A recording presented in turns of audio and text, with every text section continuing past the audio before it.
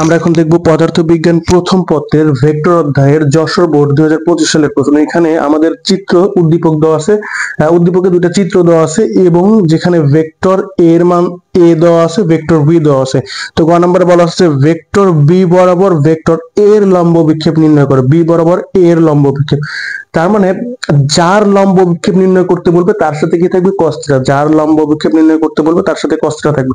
তাহলে আমরা একটা সূত্র জানি যে a ডট বি সমান হচ্ছে এ বি cos থিটা। যেহেতু ভেক্টর বি বরাবর এ এর, তাহলে এ বি আছে হচ্ছে এখানে, এদের মধ্যবর্তী কোণ হচ্ছে থিটা 1, এই জন্য লিখছি থিটা 1। তাহলে a ডট বি সমান এ বি cos থিটা 1। তাহলে যেহেতু a এর লম্ব বিক্ষেপ নির্ণয় করতে বলছে, তাহলে cos থিটা 1 টা কার সাথে থাকবে, অবশ্যই a এর সাথে থাকবে। এই জন্য লিখছি যে a cos থিটা 1, এটাকে একসাথে রাখবো। a cos থিটা 1 সমান a b টা গুণনশীল, এদের পাশে এসে কি ভাগ হয়ে যাবে। আমরা বুঝতে পারছি কিনা যে যার লম্ব বিক্ষেপ নির্ণয় করতে বলবে তার সাথে cos থিটা থাকবে। এখন যদি বলতো যে বি এর লম্ব বিক্ষেপ নির্ণয় করো, তাহলে আমরা কি করতাম, এখানে b cos থিটাকে রেখে দিতাম আর এটাকে এর নিচে দিয়ে দিতাম। মানে যার লম্ব বিক্ষেপ নির্ণয় করতে বলবে তার সাথে cos থিটা রেখে দেবো। তো যাই হোক, a dot B by B সমান a cos থিটা 1। তারপরে এটাকে এই পাশে আনলাম আর পুরোটাকে ওই পাশে দিলাম যে a cos থিটা 1 সমান a dot B by B. তাহলে a cos থিটা 1, এখন a ডট বি কিভাবে নির্ণয় করব আর b হচ্ছে b ভেক্টরের মান কিভাবে নির্ণয় করব সেটা দেখাবো আর কি। তাহলে a ডট বি, এ জানি বি জানি, তাহলে A vector dot B vector, এদের ডট গুণফল, তাহলে 2 অক্ষে 2 প্লাস মাইনাসে প্লাস, সরি মাইনাস মাইনাসে প্লাস, এটাও মাইনাস এটাও মাইনাস, মাইনাস মাইনাসে প্লাস, 3 দুগুণা 6 প্লাস প্লাসে প্লাস, 6 দুগুণা 12। তারপর এগুলো যোগ করলে আমরা পাবো হচ্ছে 20। এখন বি, এ বি নির্দেশ করবে হচ্ছে বি ভেক্টরের মান, আবার এ নির্দেশ করে এ ভেক্টরের মান। তার মানে এই শুধু বি বা সিঙ্গেল বি নির্দেশ করবে হচ্ছে ওই ভেক্টরের মান।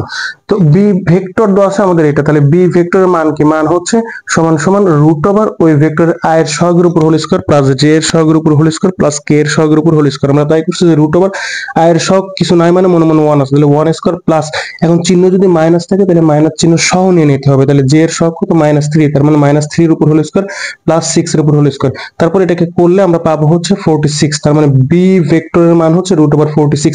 এখন এই মানগুলো কিন্তু আমাদের কাছে আছে যে a ডট বি মানে হচ্ছে 20 আর শুধু v ভেক্টরের মান হচ্ছে রুট ওভার 46।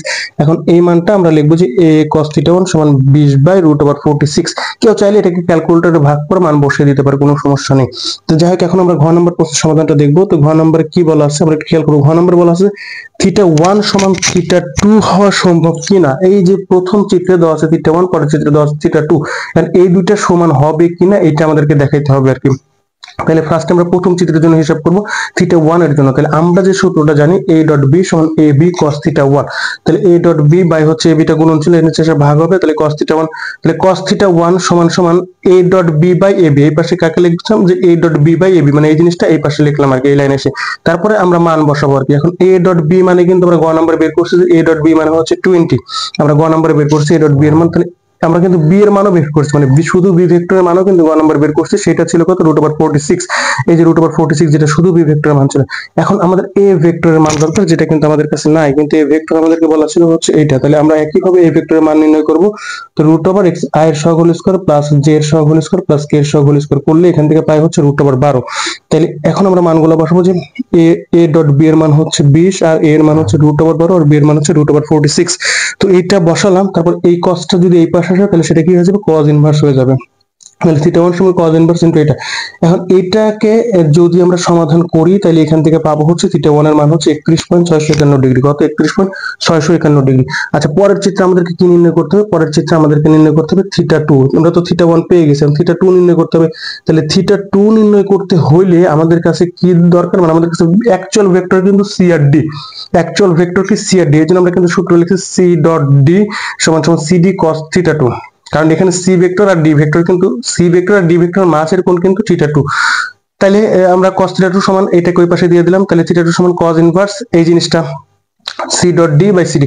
এখন সি কি ডি কি সেটা কিন্তু আমাদের কাছে নাই, তাহলে আমরা ফার্স্টে সেটা বের করে নেব। এবং সেটা কিভাবে বের করব, আমাদের কাছে কিন্তু এটা বলা আছে যে সি ভেক্টর সমান সমান হচ্ছে a প্লাস বি, যে সি ভেক্টর সমান সমান কি a প্লাস বি ভেক্টর। তাহলে সি ভেক্টর সমান a প্লাস বি ভেক্টর, আবার a ভেক্টর মানে বলা আছে, বি ভেক্টর মানে বলা আছে, তারপরে দুইটাকে আমরা যোগ করব, যোগ করলে সি ভেক্টর সমান পাবো হচ্ছে এটা। এটা হচ্ছে সি ভেক্টর। এখন সি ভেক্টরের মানও একই সাথে বের করে রাখবো। মান হচ্ছে শুধু সি সমান সমান রুট ওভার একইভাবে আই এর সহগ হোল স্কয়ার প্লাস জে এর সহগ হোল স্কয়ার প্লাস কে এর সহগ হোল স্কয়ার। যদি কোনোটা মাইনাস সামনে মাইনাস থাকে তাহলে সেই মাইনাস সহ আমরা নিয়ে নেবো আর কি। তো এটা করলে সি ভেক্টরের মান পাবো হচ্ছে রুট ওভার 98। তাহলে একইভাবে ডি ভেক্টর নির্ণয় করবো। ডি ভেক্টর মানে কত, এ মাইনাস বি। তাই করছি যে ডি ভেক্টর সমান সমান হচ্ছে এ মাইনাস বি। এখন এ মানে হচ্ছে এটা মাইনাস বি মানে হচ্ছে এটা। অবশ্যই খেয়াল রাখতে হবে সামনে যদি মাইনাস চিহ্ন থাকে এবং তারপরে যদি বড় সংখ্যা হয় তাহলে সেটাকে আমরা ফার্স্টে ব্র্যাকেটের ভিতর দিব।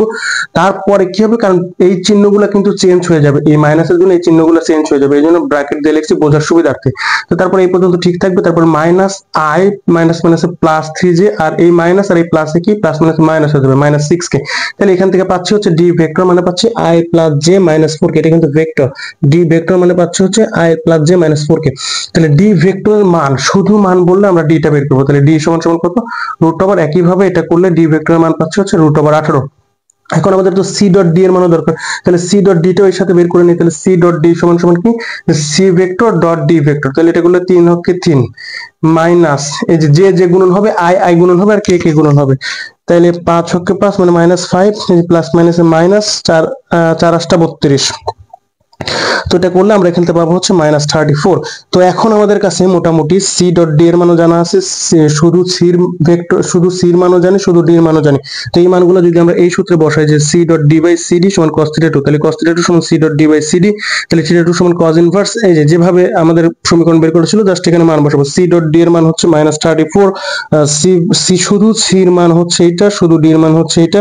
তো এটা বসালে এটাকে সমাধান করলে আমরা এখান থেকে পাবো 140.049 ডিগ্রি। তার মানে কি থিটা 1 আর থিটা 2 কি মানে সমান সমান নয়, মানে থিটা 1 এর মান আসছে এটা আর থিটা 2 এর মান হচ্ছে এটা। তার মানে theta 1 not is equal to theta 2।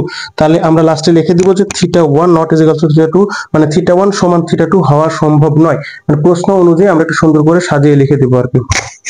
এখন ভিডিওর স্ক্রিনে যে প্লেলিস্ট বা যে ভিডিওগুলো দেখানো হচ্ছে আপনারা চাইলে সেগুলো দেখে নিতে পারেন, অথবা চাইলে এই চ্যানেলের প্লেলিস্ট থেকে ঘুরে আসতে পারেন। এখানে ফিজিক্সের বিভিন্ন অধ্যায়ের বিভিন্ন বোর্ডের গুরুত্বপূর্ণ সৃজনশীল প্রশ্নের সমাধান দেওয়া আছে, যা দেখলে আপনাদের অনেক উপকারে আসবে।